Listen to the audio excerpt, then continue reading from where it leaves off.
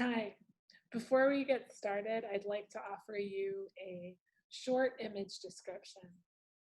I am a white woman with green eyes and brownish blonde hair that's piled on top of her head, sitting in front of a Zoom background that is full of gorgeous green succulents. And I am wearing a yellow blouse and a diamond pendant necklace. That is my image description. As good as I got. My name is Emily Wolinsky, and I'm president of NMD United, a small, peer-led, peer-run, nonprofit organization which serves adults living with neuromuscular disabilities. Today, I'm here to talk to you about overseeing operations of an organization where when you are a board member. Overseeing operations, it sounds kind of awkward. It's like, I'm an overseer. All of a sudden I'm above and I'm overseeing an organization. And as a new board member, that responsibility can seem kind of intimidating, but it doesn't really have to be if you focus on 4 core values. And those core values, which I've discussed in some of the writing of this unit, are communication, relationships, diverse perspectives and contributions, and resources.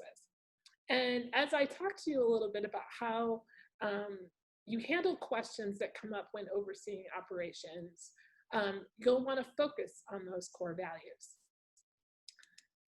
So one of the first questions that a lot of people ask is, what kind of written documentation or reports should I expect from board leadership? So this has to do with the value of communication. So prior to board meetings, you're going to want to make sure you have an agenda and minutes from the last meeting emailed to you, hopefully like 48 hours in advance so you can review. During board meetings, you're going to hear from officers and they're going to be giving you reports. You should be getting a report from the board president or the CEO, chief executive officer. You should get a report maybe from the vice president. Some organizations have vice presidents, some don't. You should have a report from the treasurer or the chief financial officer. And that's a really important report because that really talks a lot about the resources that you guys have. And finally, you should get a report from the secretary.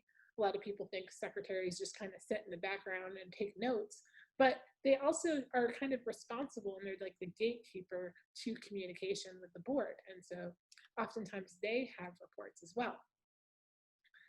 So once you are, in the meeting, also you'll want to hear from chairmen or chair people or chairwomen of committees, and you will want to listen to their reports.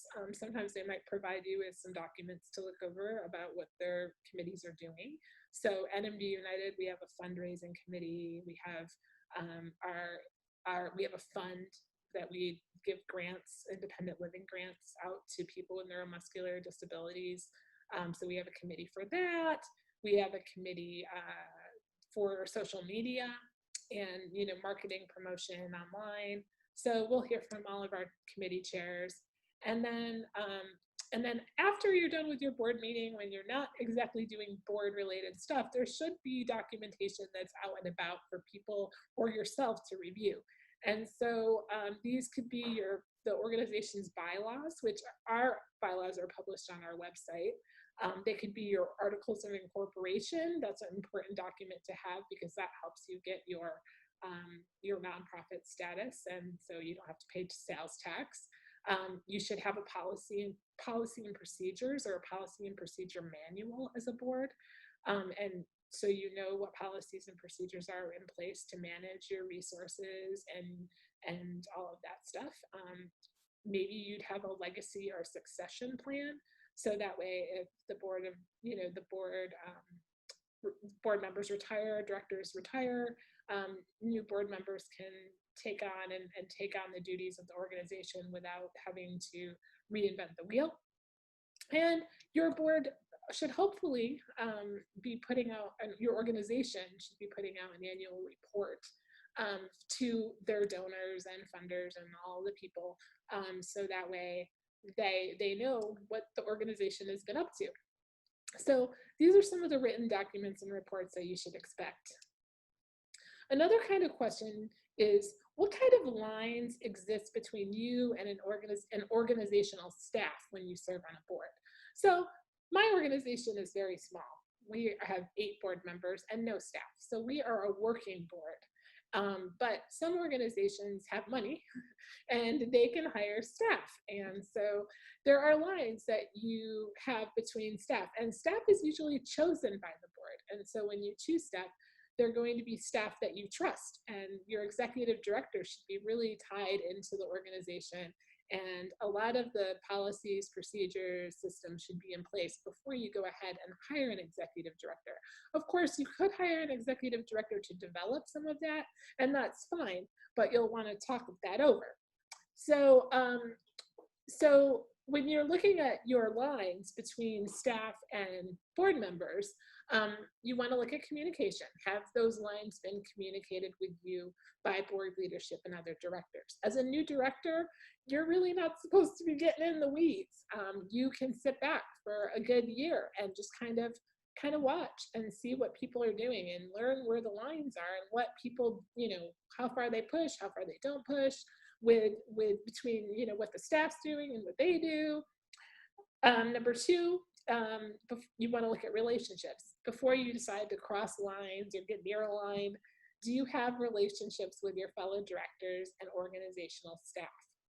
Because again, a lot of times good relationships will help you figure out where the lines are and what you really need to be part of and what you don't need to be part of, or and so that's important too. Value 3 is you're going to want to look at diverse perspectives and contributions. Is there someone out there in the board that has that's acting on behalf of the board with negative intent? So a lot of times, you might perk up and go, I just feel like that person might be, their intentions might not be for the good of the organization or the mission of the organization. And so you need to kind of examine those contributions and really, most organizations don't have a lot of issues with negative intent. They want positive intent. They want people that are here for the greater good. And so hopefully you won't see a lot of issues with that, but it's really important to figure out where their intent is at. And finally, with resources, in order to kind of declare where lines are and if you cross them, you need to know if resources are being used and expended in a conservative, thoughtful, and meaningful way. So that means, are you guys spending money on fundraising and marketing and not on the people that you are aiming to serve? Do you have policies and procedures that help directors manage resources like data? What do you do with donor information? Those kinds of things. And so a lot of times when you ask these questions concerning these values, you will find out where the lines are. As a board member, other people often ask, what are some red flags that they should look for when overseeing operations? So under the communication value, if you're not seeing documentation, if communication is mostly informal, if it's poor communication, if your words aren't translating into action and there's no delegation with communication, there are some red flags there. With relationships, you want to look for your connectors, okay? Every organization has people that bring people together. It's kind of like I wrote, it's, like the most popular kid in school, everybody likes them, everybody gets along with them, and they bring people together and connect them. And so if there are no connectors in your group, putting together relationships, that's a red flag. You're also going to want to see if tasks are balanced between members, if conflicts between members are managed well, if people are managed well, if people trust or don't trust one another. If people aren't trusting one another, that's a red flag. With value 3, with diverse perspectives and contribution, you really want the board to represent the people it serves. With NMD United, everyone on our board has a neuromuscular disability. And so we are kind of a major, we have a lot of people that represent the people it serves. But you really want to look for that. And not only that, you want to look for people with different educational backgrounds and different cultures and different languages and different genders. And I mean, you want a healthy, happy mix of people, because that is how you're going to help serve the organization better. You don't want everyone that just sounds and looks like the same version of the same person. And you want contributions that are not ignored by leadership or rejected often by leadership. You want people to be valued for their contributions and their perspectives. And number 4, you need to look at red flags and resources, okay? This could be people and time that are abused and mismanaged. So for instance, like you're putting a lot of tasks on one board member, and because maybe they don't have a job right now and they have a lot of free time.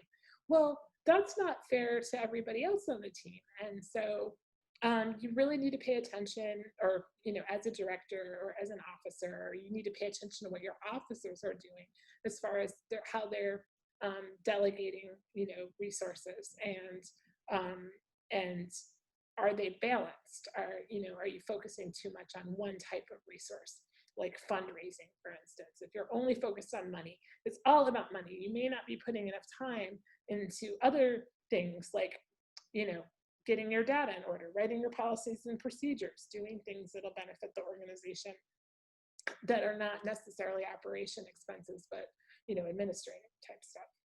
So anyway, those are some red flags you should look for.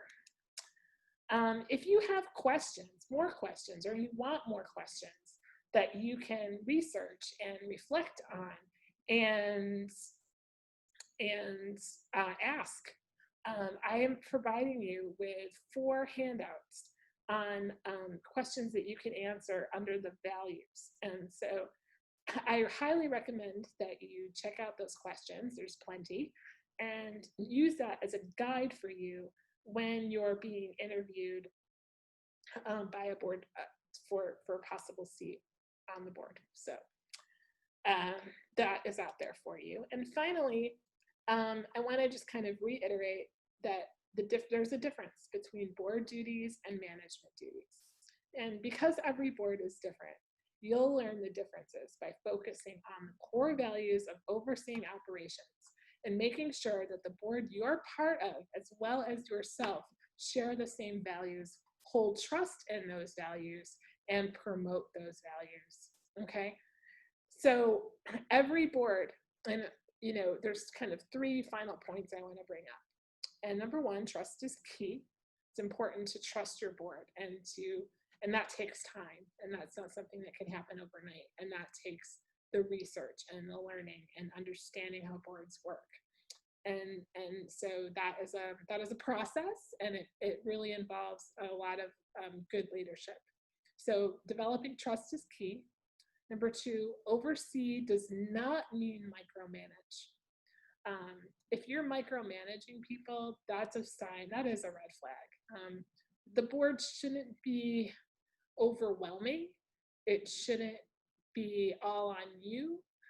It's a shared responsibility. And because of that, you can trust that people are going to do their jobs.